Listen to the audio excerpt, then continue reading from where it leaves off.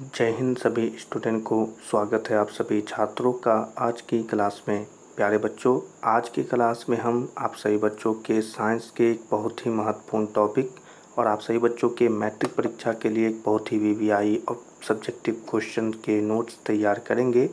प्यारे बच्चों, आज की क्लास में हम जानेंगे अलैंगिक जनन की अपेक्षा लैंगिक जनन के क्या लाभ हैं। तो आप सभी छात्र इस क्लास को अच्छे से देखिए और सभी नोट्स को अपने कॉपी में ज़रूर लिख लीजिएगा।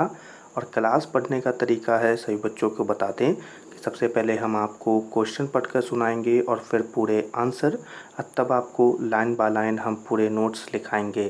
तो सबसे पहले आप सभी बच्चे बिल्कुल आराम से इन सभी क्वेश्चन और आंसर को सुनिएगा। तो चलिए आज की क्लास को शुरू करते हैं। क्वेश्चन है, अलैंगिक जनन की अपेक्षा लैंगिक जनन के क्या लाभ हैं। तो चलिए इसके आंसर्स को देखते हैं। उत्तर में हम लिखेंगे, हम जानते हैं कि अलैंगिक जनन में प्राप्त संतति जनक के लगभग समरूप और समान होते हैं, क्योंकि इनमें एक ही जीव के डीएनए से हमें प्रतिकृति प्राप्त होती है। परंतु लैंगिक जनन में दो या दो से अधिक जीव भाग लेते हैं, अतः संयोजन अनोखा होता है तथा भिन्न जीवों से प्राप्त डीएनए अत्यधिक विभिन्नताओं को बढ़ावा देता है, जो विकास के लिए आवश्यक है। ठीक है, तो यहाँ पर एक पॉइंट समाप्त होता है, इसे हम 2 पॉइंट में लिखेंगे। इसी के लिए अगले पॉइंट में यानी नंबर 2 में लिखना है, यहाँ हम यह भी कह सकते हैं कि लैंगिक जनन में नए संयोजन के अवसर उत्पन्न होते हैं, जिससे नई स्पीशीज एवं जाति की उत्पत्ति होती है। अतः हम कह सकते हैं कि अलैंगिक जनन की अपेक्षा लैंगिक जनन ज़्यादा लाभकारी है।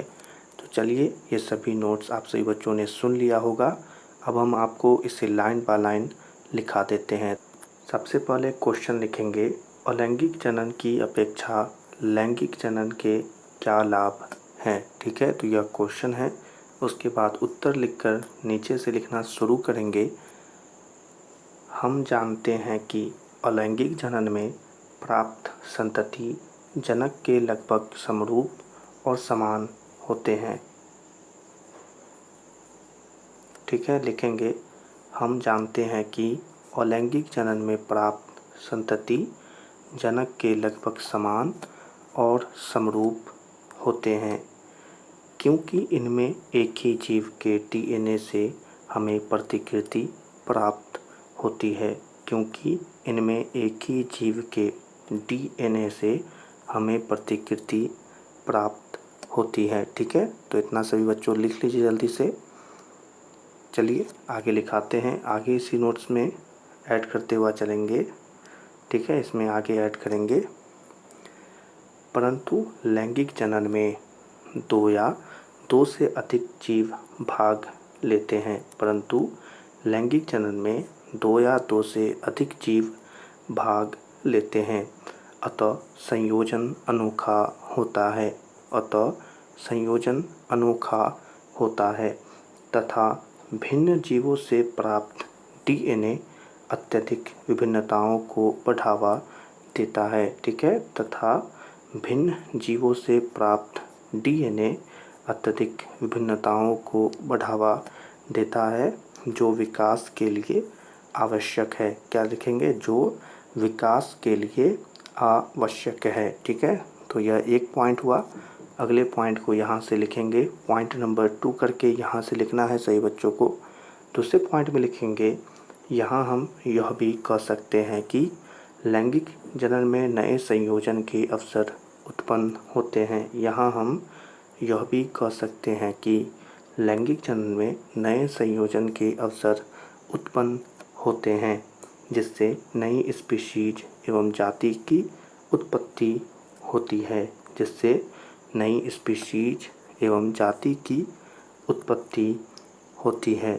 इसी में हम लिखेंगे, अतः हम कह सकते हैं कि अलैंगिक जनन की अपेक्षा लैंगिक जनन ज़्यादा लाभकारी है। अतः हम कह सकते हैं कि अलैंगिक जनन की अपेक्षा लैंगिक जनन ज़्यादा लाभकारी है।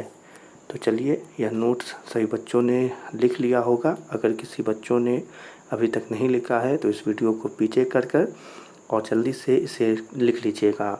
ये बहुत ही महत्वपूर्ण है आप सभी बच्चों के मैट्रिक परीक्षा के लिए और सभी एग्ज़ाम के लिए भी। तो यह क्लास यहीं पर समाप्त होती है। यह क्लास पसंद आई हो तो इसे लाइक कर दें और अपने मैट्रिक परीक्षा 2025 के लिए चैनल को सब्सक्राइब करें ताकि आपको महत्वपूर्ण और वीवीआई ऑब्जेक्टिव और सब्जेक्टिव क्वेश्चंस आसानी से प्राप्त हो। सभी छात्रों से मिलेंगे अगली क्लास में। तब तक के लिए आप सभी छात्रों को जय हिंद।